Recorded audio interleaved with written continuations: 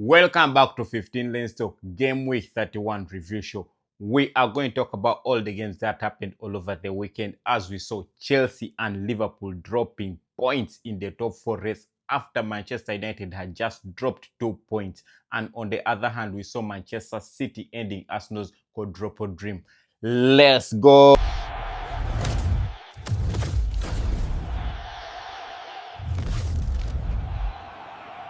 Bournemouth versus Manchester United at the Vitality Stadium. Bournemouth 2, Manchester United 2. Some of the biggest talking points in this game.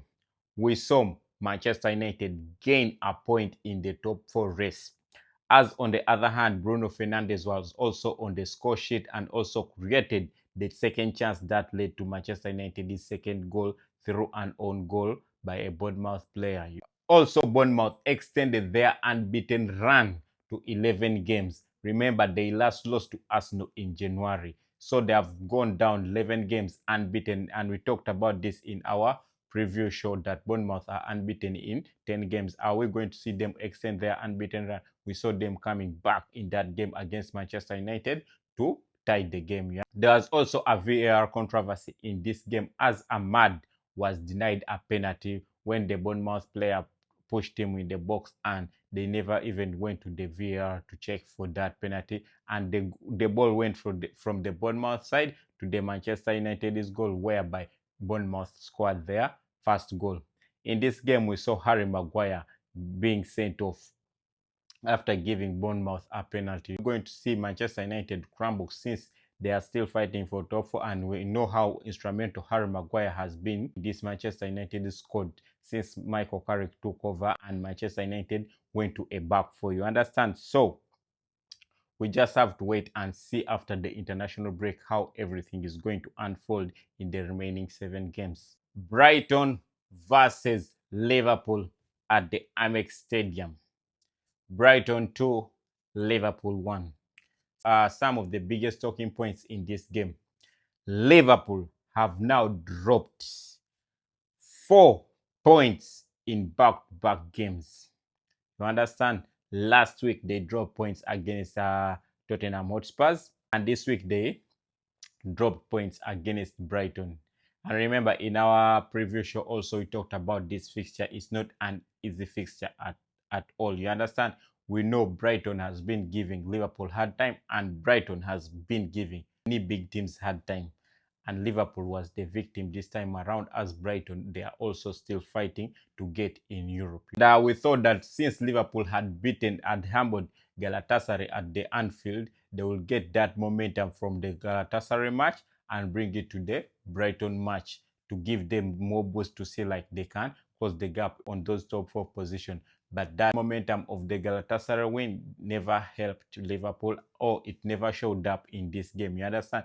Since they were missing Salah and Alisson, who were out with injuries, the game went ahead, and also Liverpool went on to lose Hugo Ekitike to an injury. You understand? With 7 games to go, we don't know the length of his injury, but with this international break coming ahead, so they won't be playing. It's also an advantage for Liverpool in that sense that Ekitike, Salah and Alisson won't be traveling to the international break, so they will have time to heal. You understand?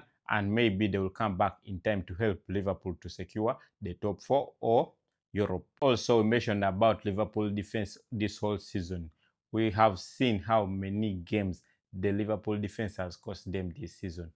And against Brighton, we saw it as Danny Welbeck scored his 11th goal of the season, a brace against the Liverpool defense. You understand? So Liverpool in the next summer, they have to focus more on the defense to improve those centre backs and every department. You understand? Because we know next season Ibrahim Konate may leave, and also Robertson may also leave. You understand? And they also need to improve the right back side, whereby Philpong is not that good and Connor Bradley is always injured. You understand? So Liverpool have a lot of work to do.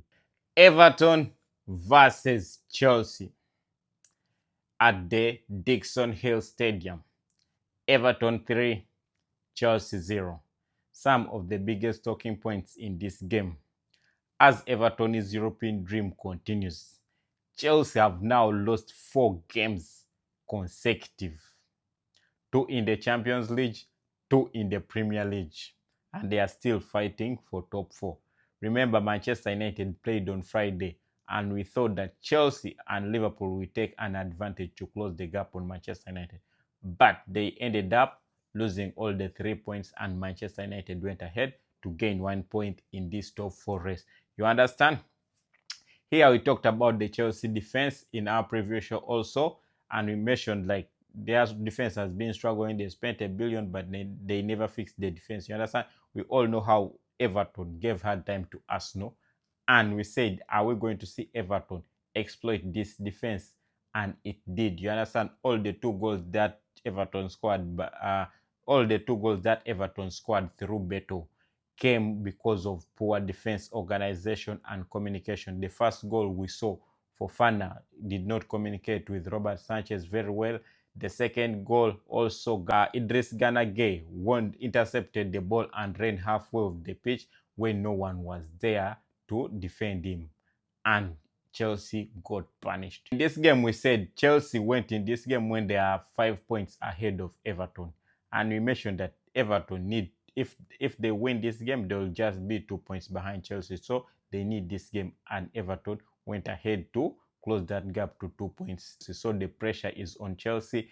And as we are mentioning, we are going into the international break. Riambra Senior and the Chelsea board have to think, how are they going to get out of this? You understand? We may end up seeing Chelsea in the Conference League. If you go and see Chelsea's next fixtures, they are not easy fixtures. Their next match after the international break is against Manchester City, who are also fighting to win the league. Arsenal versus Manchester City at the Wembley Stadium.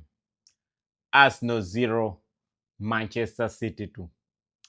Some of the biggest talking points in this game. City ended Arsenal's dream of winning a quadruple. You understand? Everyone thought that Arsenal, this is the season we are going to see an English team win a quadruple. But City had other plan, and it ended those dreams. You understand? But also there were some records set in this fixture, as Pep Guardiola became the first manager to win 5 League Cups, and on the other hand, for O'Reilly, who scored both goals in this game, became the second youngest player to score 2 goals in the League Cup final. That's a milestone for him. You understand? But also in this game, we saw Kepa's nightmare at the Wembley again. Kepa has now played in 3 finals at the Wembley, and he has lost all the 3 finals. You understand?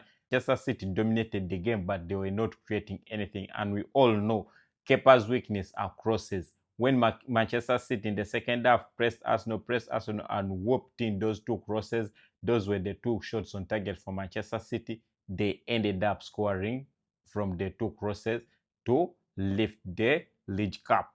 You understand? And what is this win going to do psychologically to the title race? Apart from the advantage that we are still going in the international break, is it going to help Arsenal to rethink, to regroup, and also see the way forward if they come back from the international break?